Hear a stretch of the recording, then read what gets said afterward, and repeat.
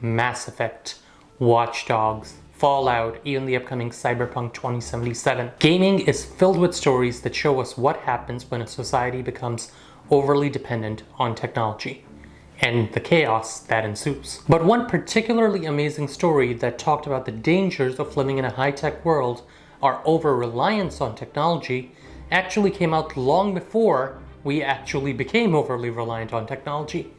And that game was called Phantasy Star II, 30 years ago on the Sega Genesis. Hi, this is Abdurrahman, aka Pakistani Pepper, and this is Gaming with an Agenda, where I bring to you games that talk about real-life issues that impact people and use their platform to actually raise awareness about important, significant, real-life problems. Phantasy Star II originally came out in 1989 for the Sega Genesis, which set it apart from other RPG games of the era because it abandoned the fantasy setting and focused on a science fiction world. And if that wasn't enough to set itself apart, it had a very unique story at that. In the game, you play as Rolf, a government agent who is tasked with figuring out why there are giant monsters appearing everywhere and attacking everyone in their galactic system. As you and your allies travel across the globe and beyond to try and figure out what's exactly causing these biomonster attacks, you learn that there's a gigantic conspiracy that threatens to destroy everything. That sounds generic, but especially in 1989, this was huge. Technology played a huge role in this game. There are biomonsters that are the result of awful experiments. There are creatures that are spliced monster and human DNA, and even though they want to live peacefully, they're brutally discriminated against. The entire world is controlled by a supercomputer called Mother Brain, which actually controls the climate, and when the protagonists accidentally mess with the climate, it actually sentences them to death. The game even raises questions about the very definition of life. When your squad mates die, they're not magically revived.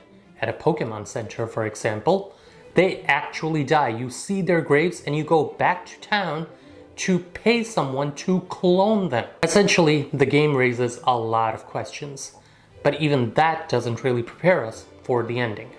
The ending basically reveals that Mother Brain was not the big villain at all. Mother Brain was actually a system created by people who wanted to actively exploit the resources of the planet for their own gain.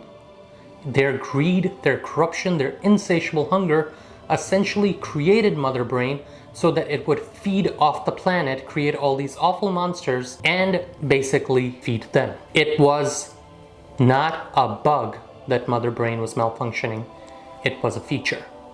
If that already isn't loaded enough, what actually happens at the end is really amazing. You see yourself and your allies pick up their weapons. You see those people that were controlling Mother Brain all along pick up their weapons, and the game ends on an ambiguous note. We don't actually find out if the heroes succeed in defeating these people. What we are left with, however, is the tingling feeling that maybe the huge monsters that were showing up everywhere were not the real cause of the planet's destruction. Everything from racial discrimination to environmental conservation is explored meaningfully in Phantasy Star II. The game is repetitive, slow, and requires a lot of grinding. Playing it today might not be the easiest thing to do.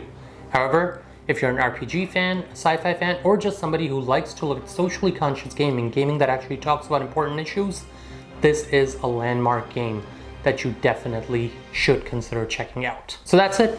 I hope you enjoyed this initial episode of Games with an Agenda. I would love to hear your feedback in the comments below and any other games that you would like me to look at that talk about socially conscious, socially relevant issues. If you found this video enjoyable, consider liking and subscribing.